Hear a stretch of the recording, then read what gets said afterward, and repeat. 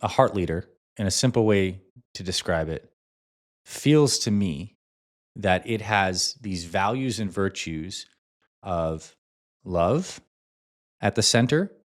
It has this value and virtue of truth, authenticity, goodness. What I'll say is, I think at the end path of all these spiritual traditions, you arrive at a state of being that is joyful, that is compassionate, that is accepting, that is powerful.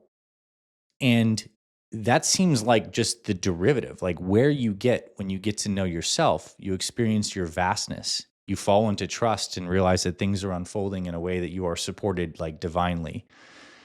So the end path of these religions, a heart leader is embodying those qualities like centrally, like those emanate from the true center of how you end up being as you get deeper down the path. Because you don't become more anxious, more fearful, more distracted.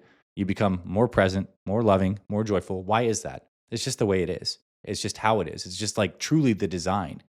So a heart leader is becoming in touch with those qualities as yourself. So it's a self-discovery, self-knowing, and then expressing from that center in all that you do.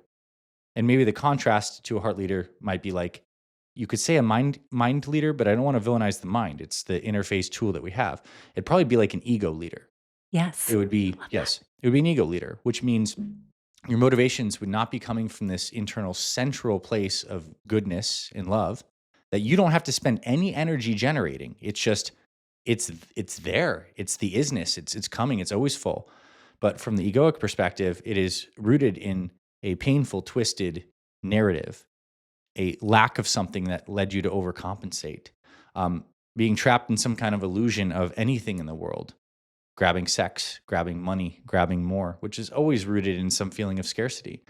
And so it's for those that are not awake, that just might be like the personality, or just like leadership 1.0. But this is the spiritualized leadership, in my opinion. This is getting people in touch with the deeper parts of themselves, and then they express out into the world. And this is also why in any role that we play, being a heart leader is just like the background operating system and something you can train at and get better at. I know in my spiritual path, like there are certainly flares of all those egoic patterns that I now welcome in the heart leader context. It's like, oh, that's still there. I get to choose this. So maybe that's an answer. It's a great answer. It's like a workout for the soul Yeah, in many ways. for It's like, sure. there it is. Oh, well, I get to work through that again. Mm-hmm. But I say work in this way of almost like the fun of getting to go to a great workout. Yeah. It's not like drudgery. It's like that excitement of, wow, okay, I get to do this. That's Mm-hmm. amazing. So Something that comes up when you say that is as a heart leader is one who's operating from a place of spaciousness and consciousness as opposed to reactivity. Like even if those same central virtues and values of goodness are at the middle, I know that I am at my worst when I have created time constraints for myself, when too much is on my plate, when I'm running around and binging, and it just gets you into this kind of reactive, habitual way of thinking and operating. Like a heart leader is what you just described, is you are understanding yourself in the vastness that when these things arise, you are still sitting in this seat of feeling all of it and understanding that you're not reacting, as you like to say, responding. So a heart leader almost centrally could be that meta practice of being in such personal spaciousness that you are responding consciously to everything. And when you do, the easiest thing to do is love and compassion and truthfulness. It requires no work because it's aligned with the natural fabric of the universal structure as I understand it. Anything else that's deviant from that required some kind of energy output or pain or contraction that you had to add into the mix. And we do this when we're rushed. We don't do this when we have all the space and the time. I agree. So when we look at your roles that you mentioned, because you wear a lot of hats. Yeah. And I know so many people do who are listening to our podcast, right? We have the career hat that we wear, whatever that is. And then you mentioned your amazing daughter, Brooke. Oh my gosh. little cutie pie. And she's young, she's little. It's not as though she can go and make herself dinner and take care of herself and put herself to bed. Yeah. So there is the focus that's required as a parent to be there and show up for her. Hmm. Then you have the rest of your family that Hmm. you're very close to. And you guys, I know you take vacations together and things like Hmm. that.